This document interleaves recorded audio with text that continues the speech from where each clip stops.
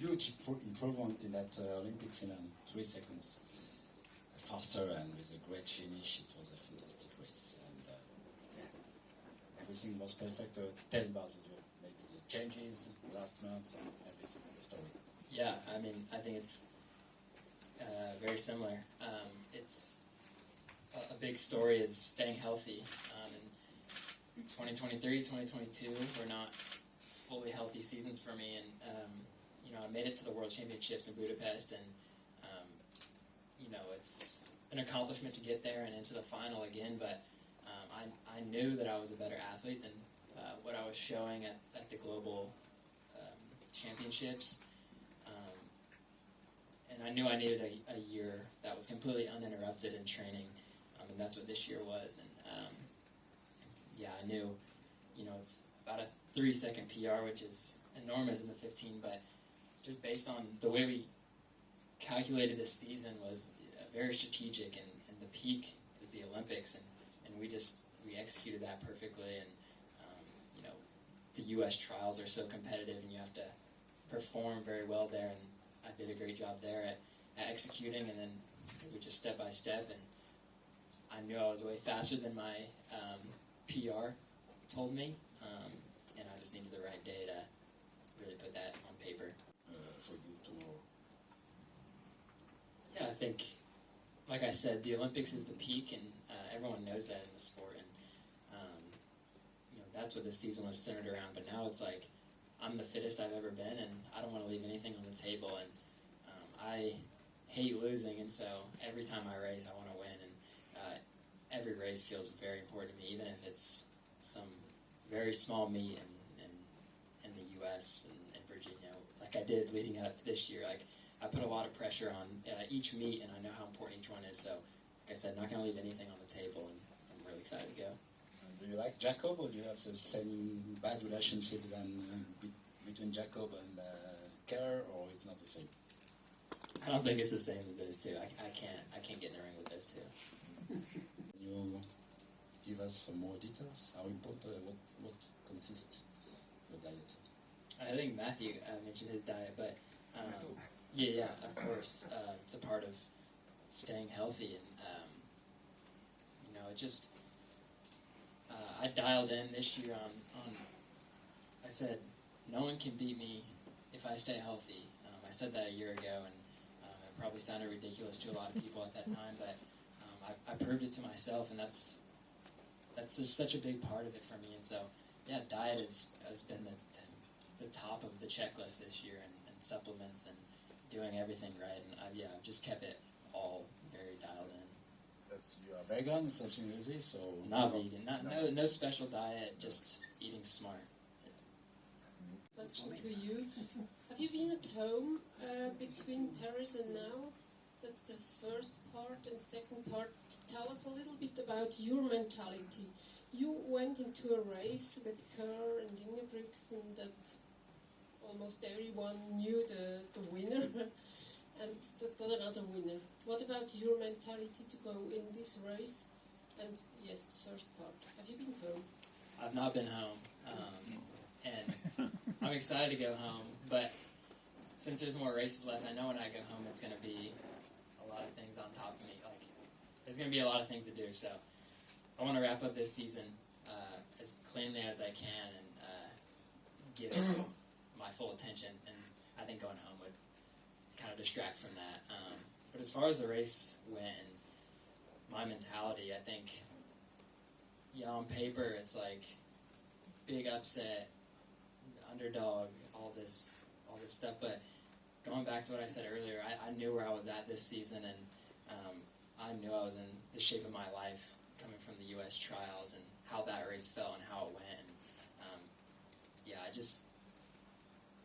it took the right day for me to win. I knew I was a medal contender, for sure, in my head, and I knew gold medal was also a possibility. And I said that after the U.S. trials, and again, it's just words until it actually happens, but yeah, I executed on it. For Cole Hocker. So not such a big surprise. Let'sRun.com has been talking about you for years as the next big thing on the 1500. But I think you proved in Paris it's not only talent, but your race strategy was also quite impressive, especially in the final. Tell us about that. Yeah, well, thank you. That's, I think of myself as a racer. And what I mean by that is it's championship racing, and it's a lot different than it looked 8 years ago or, in the past, where it was a sit and kick more of a style of race. And now it's, you have to be just strong, just extremely strong. And I built that the past 2 years as best as I could, because my strong suit is speed, shorter end stuff. When I came to my coach, I was 815 kind of runner, and now I train as like a 15 5K kind of runner, and I knew I had to be world class at the 5K to compete with the top guys in the 15. And so once I was there, then kind of incorporate my usual race strategies, but now I'm in the mix. And I think it was evident that, I like racing for the win, not always just the time. Colin, you said you knew you were best than you'd shown when you went into the Olympic final. But at what point did you feel you were going to win? Was there a point where you thought, do you know what, this is going to happen? And did you factor in the fact that Jakob and Josh would be very much concerned with each other? Did you kind of think that through and how it might work for you? Yeah, not really consciously was I thinking about that, because you don't know how the race is going to go, and what does that mean to me if they're fighting each other but they're 10 meters ahead of me? That means nothing. So I knew I just wanted to put myself in the best position to win and to medal, really. There was I wanted to medal, and I wanted to put myself in position for the gold as well. And so the 400 meters to go, I knew I was in medal position. I just based on how I felt, I knew I was going to medal, and I was just in the race. I was kind of riding that momentum, and I heard the crowd and everything, and I think I really used that to my advantage. And with 100 meters to go, I just felt like any other race I've run where I've been in that position, and just happened to be against the best runners in the world. And 50 meters to go, I knew I had the win, but not until then. And how did it feel? If you can describe it before you crossed the line, it must be a great feeling. 50 meters from the line, and you think, this is mine. It must be amazing. Yeah, it was. I couldn't believe it in the moment. Like I said, the last 100 meters felt like any other race. Like my brain shut off, and then 5 meters before the line, it kind of turned back on. It was like, wow, I won the Olympics. It's just so crazy. Describe yourself as a racer, but when someone wins essentially a kind of championship race, a tactical race at 3:27, so we, the media, think of world records. We don't think. Would you be interested in one of these setups, pacemakers, everything set up for you to attack a record, or you're not? It's not your thing? Yeah, I think, 2 weeks ago I was a 3:30 guy, and that's a long way from 3:26.